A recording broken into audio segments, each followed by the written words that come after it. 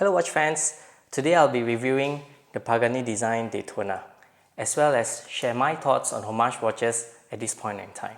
Enjoy!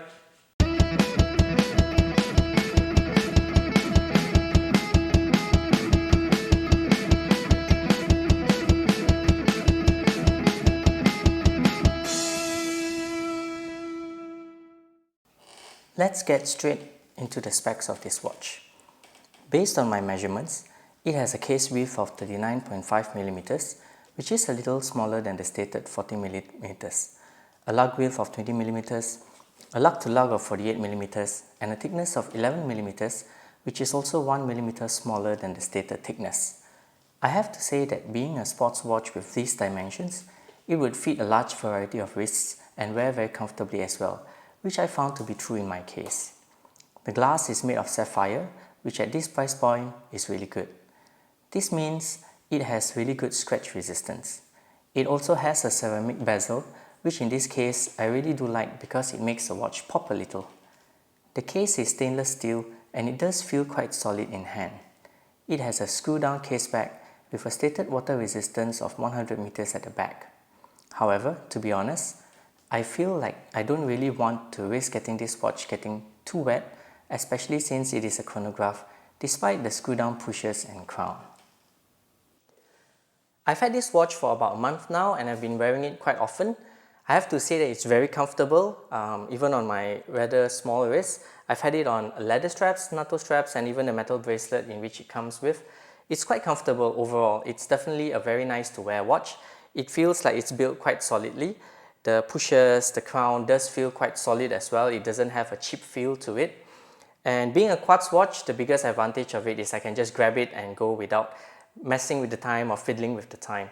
So overall, in terms of wearability and comfort, this watch has been performing very well.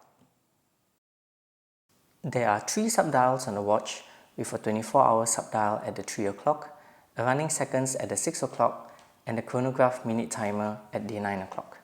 I have to say that even at a macro level, the finish of the dial is pretty good with crisp printing and nicely applied indices. The date window between the 4 and 5 indice is definitely controversial. I can imagine a lot of people disliking it, but I actually don't mind it as I prefer to have a date function rather than not. In terms of movement, it has the Seiko VK63 Mecha Quartz. What it means is that it has a mechanical chronograph module on top of a quartz movement. Let's go and check out the crown action. It actually feels quite solid, it turns well, turns very smoothly, and it screws in pretty smoothly as well, without a lot of friction.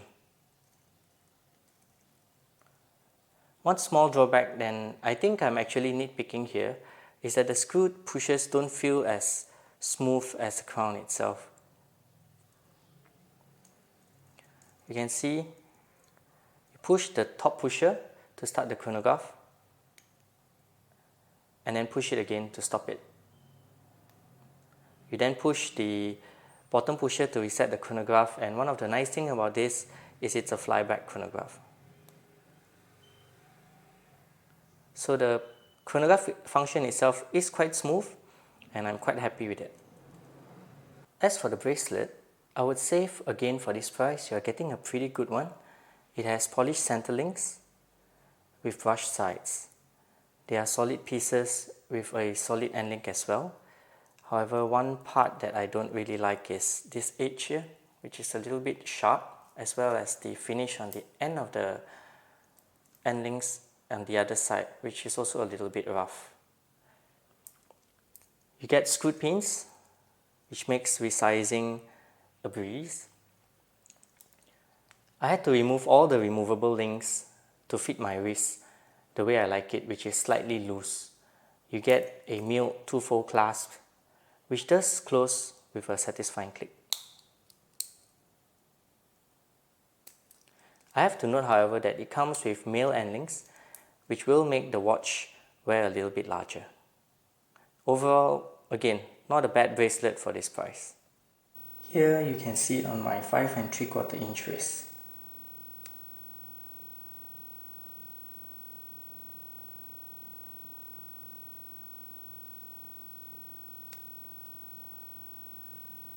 For your viewing pleasure, I am showcasing the watch on a variety of straps.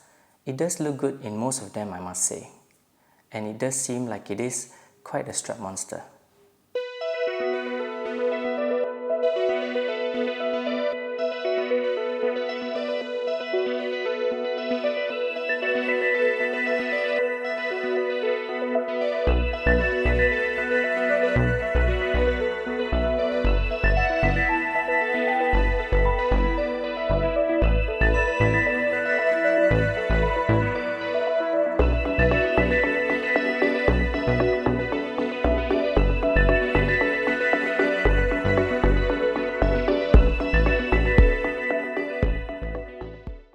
So, my conclusions about this watch.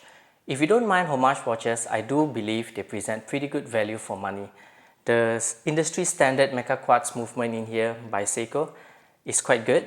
The sapphire crystal, the build quality is pretty solid as well, and it's also really comfortable. So again, as a conclusion, if you don't mind homage watches, this watch really isn't bad. My personal thoughts and my personal approach towards homage watches at this point of time, I think I have had my fill of it, and I think I would prefer to save up some money to get a watch that I really want, and I'm really targeting at least my first luxury piece maybe this year, hopefully, and wish me the best for it. Thank you guys for watching this video, and if you do like it, please like and subscribe. It really does encourage me, and I'll see you guys in the next vid.